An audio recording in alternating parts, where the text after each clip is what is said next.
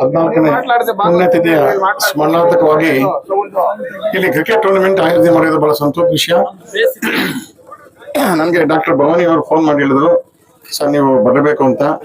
ನಾನು out of station ಬೆಂಗಳೂರಿನ ಆಚೆ ಇದ್ದೆ. ಆಮೇಲೆ ಬರೋಕ್ಕಾಗಲ್ಲ ಉದ್ಘಾಟನೆಗೆ ಅಂದೆ, ಇಲ್ಲ ಮುಕ್ತಾಯ ಸಮಾರಂಭ ಬರಲೇಬೇಕು ಅಂದೆ. ಇವತ್ತೆಲ್ಲ ಕಾರ್ಯಗಳು ಬರೀ ನಾನು ಇವತ್ತು ಇದಕ್ಕೋಸ್ಕರನೇ ಸ್ಟ್ರೈಟ್ ಆಗಿ ಬಂದೆ. ನಾನು ಬೆಳಗ್ಗೆ ತಿಂಡಿ ತಿನ್ಕೊಂಡು ಇನ್ನು ಬೇರೆ ಒಂದು ಡೈರಿ ಮತ್ತೆ ಕ್ಯಾಲೆಂಡರ್ ರಿಲೀಸಿಂಗ್ ಇತ್ತು ದಲಿತ ಸಂಘ ಸಮಿತಿದು, ಅದನ್ನು ಮುಗಿಸ್ಕೊಂಡು ನಾನು ಬಂದೆ. ನೀವೆಲ್ಲ ಹೇಳ್ದಂಗೆ ನಾನು ಕರೆಕ್ಟ್ ಟೈಮ್ಗೆ ಬಂದಿದ್ದೀನಿ, ಬರೋದು ಹಂಗೇನೆ.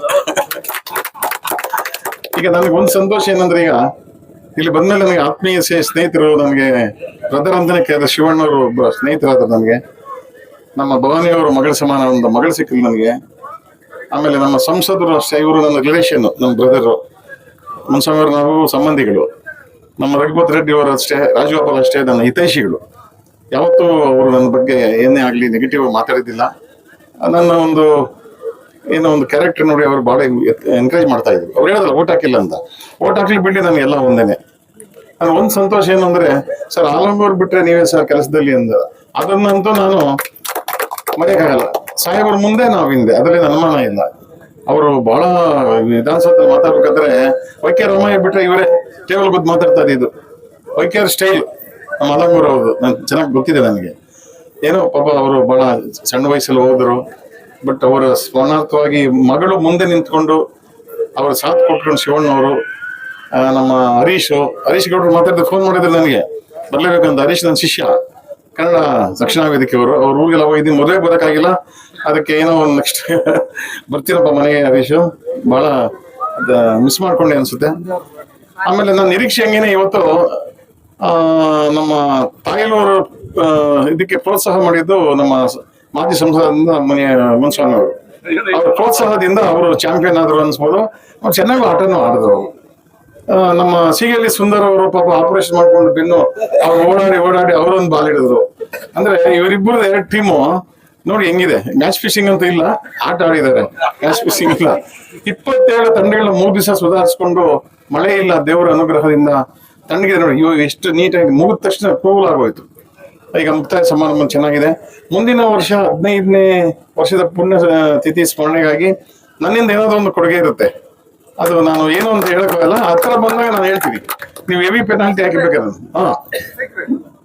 ನನ್ನ ಒಂದು ಒಳ್ಳೆ ಏನಾದ್ರು ಒಂದು ಕೊಡುಗೆಯನ್ನು ಕೊಡ್ತೀನಿ. ಇನ್ನು ಗ್ರ್ಯಾಂಡ್ ಆಗಿ ಮಾಡಿ, ಅಂದ್ರೆ ಸಮತಟ್ಟವಾದ ಜಾಗದಲ್ಲೇ ಮಾಡಿ, ಪರವಾಗಿಲ್ಲ. ಎಲ್ಲಾದ್ರೂ ಸಿಟಿ ಟೌನಲ್ಲೇ ಮಾಡಿ. ಯಾಕಂದ್ರೆ ಅವರು ಇಡೀ ರಾಜ್ಯಕ್ಕೆ ನಾಯಕರಾಗಿದ್ದವರು. ನಮ್ಮ ಟೌನಲ್ಲಿ ಮಾಡೋಣ, ಇದೊಂದು ಇರ್ಲಿ. ಇವಾಗ ಒಂದು ಚೆನ್ನಾಗಿದೆ, ಟೌನಲ್ಲಿ ಮಾಡಿ. 3 ದಿವಸ ಬರೋಕೆ ಪ್ರಯತ್ನ ಮಾಡ್ತೀವಿ ನಾವು. 3 ದಿವಸ ಬರ್ತೀವಿ, ಫೈನಲ್ಗೂ ಬರ್ತೀವಿ, ಉದ್ಘಾಟನೆಗೂ ಬರ್ತೀವಿ. ಈ ತರ ಆಗ್ತಾ ಇದು ಮುಂದುವರ್ಸ್ಬೇಕು, ಈ ತರ ಒಂದು ಪದ್ಧತಿ. ಅವ್ರ ಅಭಿಮಾನಿಗಳು ಬಹಳ ಇದ್ದಾರೆ ನೋಡಿ. ಅವ್ರಿಗೆ 14 ವರ್ಷ ಆದ್ರೂ ಇಷ್ಟು ಜನ ಬಂದು ಅದನ್ನ ಈ ಒಂದು ಅವರ ಸ್ಮರಣೆಗೋಸ್ಕರ ಬಂದು ವೀಕ್ಷಣೆ ಮಾಡಿ ಇಲ್ಲೆಲ್ಲ ಇದ್ದಾರೆ ಅಂದ್ರೆ ಅದು ಅತಿಶಯೋಕ್ತಿ ಅಲ್ಲ, ನಿಜವಾಗ್ಲೂ ಸಂತೋಷದ ವಿಷಯ. ನಾನು ಅವ್ರ ಅಭಿಮಾನಿ, ಇಲ್ಲಿ ಬಂದ್ಮೇಲೆ ಅಭಿಮಾನಿ ಅದೇ. ಆಮೇಲೆ ಕಾರಲ್ಲಿ ಹೋಗ್ತಾ ಬರ್ತಾ ಯಾರು ಆಲಂಗೂರು ಶ್ರೀನಿವಾಸ್ತವ್ರಿ ಅಷ್ಟೊಂದು ಕೆಲಸ ಮಾಡಿ ಪುಣ್ಯಾತ್ಮ, ಅವ್ರ ಹೆಸರು ಯಾರು ಮಾಡಿಲ್ಲ ಅಷ್ಟು ಕೆಲಸ ಹಿಂದೆ ಅಂತವರು ಮುಚ್ಚಿಟ್ಟುಕೊಂಡಿದ್ದಾರೆ. ನಮ್ಗೆ ಬೇಜಾರಾಗಿ ನಾನು ನಮ್ಮ ಅಡ್ಮಿನಿಸ್ಟ್ರೇಟ್ ಅಧಿಕಾರಿ ಆಗಿದೆ, ನಂಗೆ ಗೊತ್ತಿತ್ತು ಏನ್ ಮಾಡ್ಬೇಕು ಅಂತ. ಕೇಳಿದೆ, ನಿಮ್ದೇನು ತೊಂದರೆ ಅಂತ. ಹೈವೇನಲ್ಲಿ, ಅದು ಹೈವೇ ಮೊದಲು ಆಕ್ಚುಲಿ ಹೊರಗಡೆ ಇದ್ರು, ಹೈವೇ ಇಡಾಕಿಲ್ಲ ಅಂತ ಡಿ ಸಿ ಹೇಳಿದೆ. ನಾನೇ ಮಿನಿಸ್ಟರ್ ಅಲ್ವಾ, ಪವರ್ ಚಲಾಯಿಸಿದೆ. ಏನ್ ಹೇಳಿ ಹೆಂಗ್ ಮಾಡ್ಬೇಕು, ಬೇರೆ ಕಡೆ ಇಟ್ಕೊಳ್ಳಿ. ಸೊ ಆ ಜಾಗನ ನಾನು ಮುನ್ಸಿಪಾಲಿಟಿಯಿಂದ ಕೊಂಡ್ಕೊಂಡೆ 12-13 ಲಕ್ಷಕ್ಕೆ. ನಾನು ಒಕ್ಕಲಿಗ ಸಂಘಕ್ಕೆ ಜಾಗನ ಹಸ್ತಾಂತರ ಮಾಡಿದೆ. ನನ್ನ ಹೆಸರಲ್ಲಿ ಮಾಡ್ಕೊಂಡೆ ಫಸ್ಟು, ಅವ್ರ ಹೆಸರು ಕೊಟ್ಟೆ. ಅದನ್ನು ಶಿಫ್ಟ್ ಮಾಡಿಸ್ಬಿಟ್ಟೆ. ನಾನೇ ನಿಂತ್ಕೊಂಡು ಮಾಡಿಸಿದ್ದು. ಸುಮಾರು ಜನ ನೋಡ್ತಾ ಇದ್ದೆ, ಕೈಯನ್ನು ಇಟ್ಕೊಂಡು ನಿಂತ್ಕೊಂಡು ಮುಗಿಯೋರು ಹೋಗಿಲ್ಲ ನಾನು. ಅದು ಇಟ್ಟೆ ಹೋಗಿದ್ದ. ಉದ್ಘಾಟನೆ ಮಾಡಿದ್ವಿ. ಉದ್ಘಾಟನೆಗೆ ಎಲ್ಲರೂ ಬಂದಿದ್ರು. ನಮ್ಮ ಭವನ ಅವರು ಪಾಪ ಅವತ್ತು ಬಹಳ ಸಂತೋಷ ಪಟ್ಟರು ಅನ್ಸುತ್ತೆ. ಅವರ ತಮ್ಮಂದರು ಅಷ್ಟೇ, ಒಡ ಹುಟ್ಟಿದ ತಮ್ಮ. ಅವ್ರು ನನಗೂ ತಮ್ಮನೇ, ಬ್ರದರ್ ಅಂತ ಈಗಲೂ ನಾನು ಕರೆಯೋದು ಶಿವಣ್ಣವ್ರನ್ನ. ಹೀಗಾಗಿ ಇನ್ನು ಮುಂದಿನ ದಿನಗಳಲ್ಲಿ ಅವರ ಅಭಿಮಾನಿ, ನಾನು ಒಬ್ಬ ಅಭಿಮಾನಿ ಅಂತ ನಿಮ್ಗೆ ಹೇಳ್ತಾ, ನಿಮ್ ಜೊತೆ ನಾನು ಇರ್ತೀನಿ. ಮುಂದೆ ಏನೇ ಅವರು ಸಂಬಂಧದಲ್ಲಿ ಏನೇ ಒಂದು ಕಾರ್ಯ ಮಾಡಿದ್ರು ನಾನು ಕೊಡುಗೆ ಇದೆ ಅಂತ ಮತ್ತೆ ಪುನರುಚ್ಚಾರ ಮಾಡಿ, ಈಗ ಈ ಒಂದು ಆಟದಲ್ಲಿ ಭಾಗವಹಿಸ್ತೀನಿ. ಎಲ್ಲರೂ ಗೆಲ್ಲಕ್ಕಾಗಲ್ಲ. ಅವರು ಚೆನ್ನಾಗಿ ಹೇಳೋದು, ಚೆನ್ನಾಗಿ ಆಡೋರು ಗೆದ್ದೇ ಗೆಲ್ತಾರೆ. 27 ಟೀಮು ಚೆನ್ನಾಗಿ ಆಡಿದ್ದಾರೆ ಅಂತ ನಂಗೆ ಗೊತ್ತಾಯಿತು. ಈ ಫೈನಲ್ ಅಂತ ಫುಲ್ ವೀಕ್ಷಣೆ ಮಾಡಿದ್ದು ಬಹಳ ಚೆನ್ನಾಗಿತ್ತು, ಸಂತೋಷ ಆಯಿತು. ನಮಗೂ ಒಂಥರ ಟೈಮ್ ಪಾಸು.